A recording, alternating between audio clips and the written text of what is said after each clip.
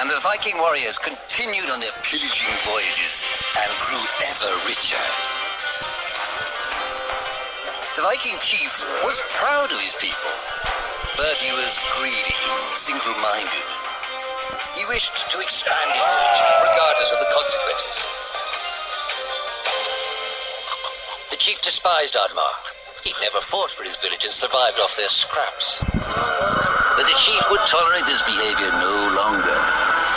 Odmar would have to single-handedly loot the forest, burn it to the ground, so their village may prosper. And if he refused, he would face the same fate as his old friend Vaska. After being ridiculed by his village, Odmar ran home to his hut.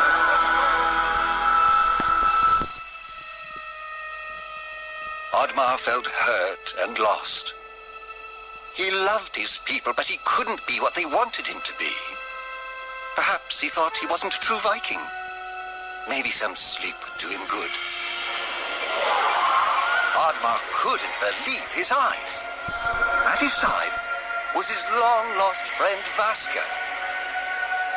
And in front of them stood the hallowed gates of Valhalla. "Wait!" cried Odmar, as his old friend stepped into the light. In front of Odmar appeared a strange apparition, a forest fairy. She condemned Odmar's selfish ways and his squandered potential. He had let down those closest to him.